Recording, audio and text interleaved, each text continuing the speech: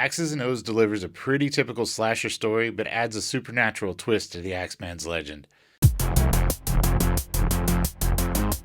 The setup is solid, the beats are familiar in a comforting way, and it really does feel like something you could have played on late night cable back in 1996.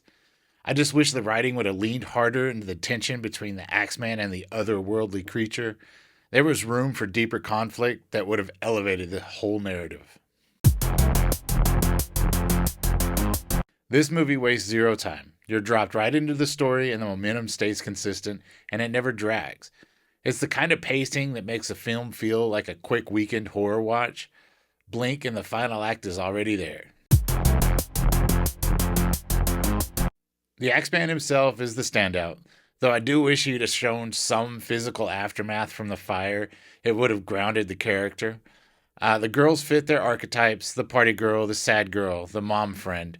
The damaged girl storyline doesn't add much beyond explaining why she drinks a lot. Acting wise, there are moments that work and moments that don't, but nothing that pulls the movie apart.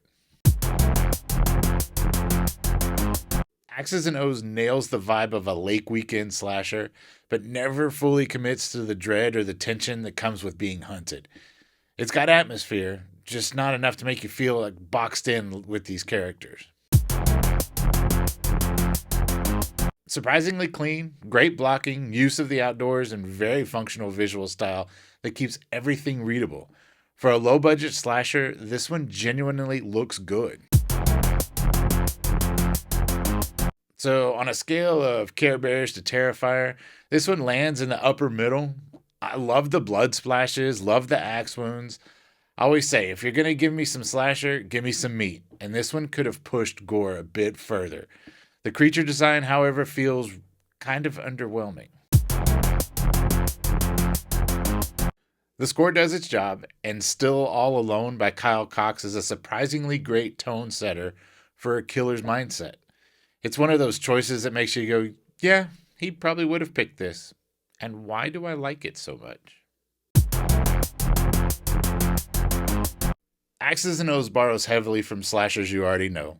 The structure, the kills, the setup, the supernatural twist gives it just enough personality. With more screen time invested in that component, this score could have easily jumped higher. No, it's not changing the genre, but it's fun, and sometimes that's the emotional impact you want. Something you can throw on, enjoy, and appreciate for what it is. Any slasher fan will have a good time with this. I'd absolutely be down for a sequel that leans a little bit harder into the supernatural side. IMDb gives this one a 9.0 out of 10 on 7 reviews. For me, it's going to be a 6.5 out of 10. Middle of the morgue. But lots of fun. Right or wrong, weak or strong, these are my opinions.